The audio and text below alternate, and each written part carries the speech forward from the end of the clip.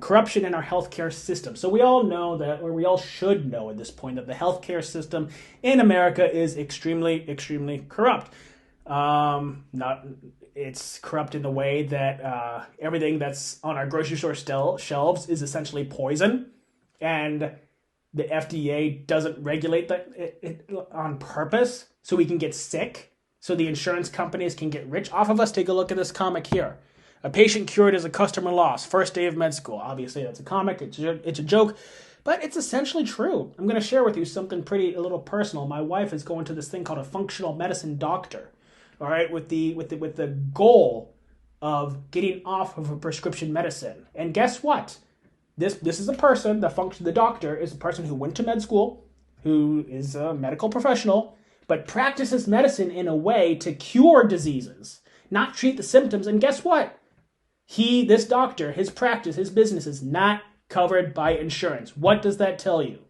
What does that tell you? It's the insurance companies that want to keep us sick so they can continue profiting off of us. And what's the best way to keep us sick? Is keep feeding us unhealthy stuff. Go drink that soda, that zero sugar soda or whatever like that. Go put those gummy bears in your mouth. Yeah, and those donuts for breakfast. Give me a break. They want us sick so we can stay sick, so they can profit off of us. So let's go back to the whole Medicare for All thing. Ryan Knight, at Proud Socialist. Socialism, okay.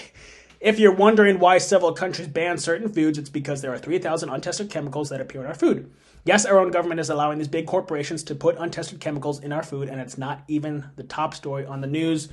Wake up, America, your food is banned in 30 countries. Yeah, 100%. Again, they want us sick so they can profit off of us. So the socialists would say we need Medicare for all, but I'm like, that's not going to solve anything. We need to address the root of the problem, which is corruption. We need to address the corruption problem. Then we can have an honest conversation if we need Medicare for or not, because transitioning to Medicare for all, there's still going to be corruption. There's still going to be the big pharma and the insurance companies and everybody profiting off the sick people, right? If you haven't heard of it before, if you get a bill from the hospital and you're on an insurance program, it's probably an exorbitant fee.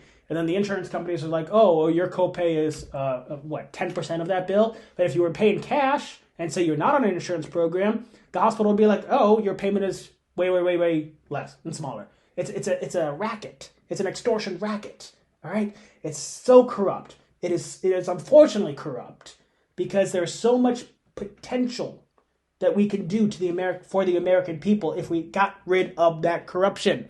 But it is, yeah. So that's what we need to focus on. The people, the right and the left, the independents, the libertarians. We need to unite about the corruption, undo that corruption. Once we undo that corruption, then we can have conversations if Medicare for all is the right answer or if a true free market principles are the right answer. But we can't have those conversations until we address the corruption and get rid of the corruption first. Right? Does that make sense? We need to unite and undo the corruption and take our power back from the few that have taken our power.